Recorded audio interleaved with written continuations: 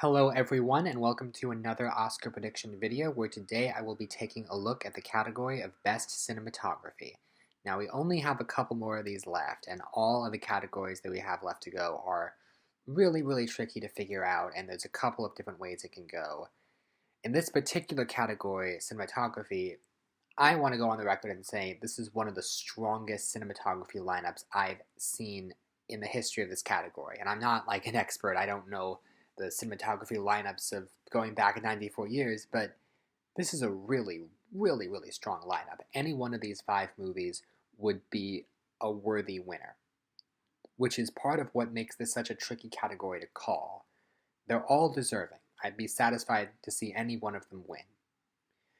But only one of them can, so let's take a look at our nominees. Fifth most likely to win is Nightmare Alley. Okay, so the DP for this movie is Dan Lautzen, who was previously nominated for The Shape of Water, and let me tell you, when this is your number 5 in the category, you know it's a really strong category. The cinematography in this movie is absolutely incredible and very striking. And it's the sort of thing where we weren't really sure if it was going to get nominated, but then it did get in, and the picture got in for Best Picture.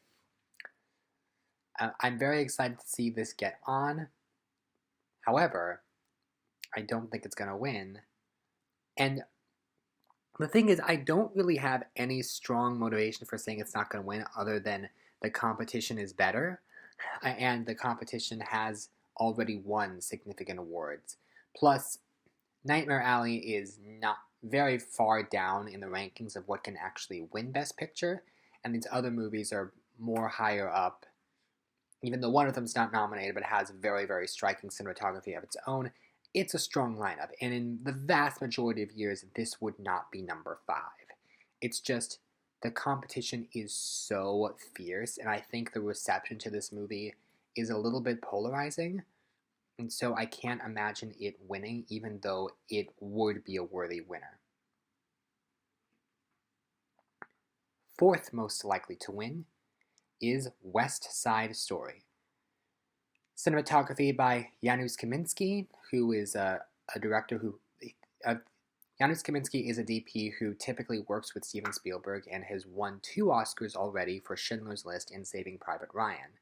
The only director in this lineup to already have an Oscar win, multiple Oscar wins, and you can see why, because the cinematography is quite bold, and a lot of people have really been making the rounds about it on film Twitter recently, about the way that Spielberg utilizes the color in these shots and the way that the camera moves and is intricate. It is very good work on its own. The thing that holds it back, for me, I think a lot of people are going to be comparing it to the absolutely spellbinding cinematography of the 1961 version of West Side Story, which rightfully won the Oscar, and a lot of people call that like one of the best uses of color ever in film, and the images in that movie still hold up unbelievably well. And the new one, as incredible as it looks on its own merit, it just can't compete. And so I feel like a lot of people are going to consider this a downgrade and they won't want to vote for it. But even so, I do still think it might pick up some votes just because of how strong it is on its own merit and how well the movie overall is doing, especially now that it's on Disney Plus and more people are watching it and discovering it. So I'm not actually predicting it to win. It did miss ASC. It didn't get nominated there. But still, people do like the cinematography. It's a deserving nomination. Like the others, it would be a deserving winner. But I think it's not going to be able to pull it off over this insane competition. Third most likely to win is The Tragedy of Macbeth. Now, this is the one that a lot of people want to win based on sheer merit alone because it looks astounding. It's the one film here that's not also nominated for Best Picture, but it got in on the strength of its cinematography alone, which is in black and white and very visually striking. There's a lot of really incredible looking shots that harken back to the days of old cinema and particularly German expressionist film. It again, it looks unbelievable, and I can see a lot of people wanting to vote for this just based on sheer merit. But the reason I don't think it's going to win, A, it's not up for Best Picture, and B, it's the only one that hasn't won anything major in the lead up. It's won some critics awards, but in terms of the actual big prizes, most of them have gone to the top two in this category. Now, I'll say it every single video, when the top two are competitive, number three can come up from behind. And last year, it looked like Nomadland had this in the bag, and then Mank swept in, being this black and white, very artistic film that got the win instead. So maybe the same thing could happen this year. I wouldn't be upset about it. It's done by Bruno Del Bonell. And I know we don't talk about Bruno, but I will tell you that he's got 6 nominations and he has never won. And so this could be a way to give him a prize. And I think it's so close to happening, but if he had won anything significant of the major precursors, I would be this close to predicting him. But he hasn't. This is looking, once again, like a 2-horse race, the theme we're seeing this year. And I just don't see it happening, although it very, very easily could. Second most likely to win is Greg Fraser for Dune. Oh man. So I'm predicting an upset here, because Dune, by all intents and purposes, should be the front runner here.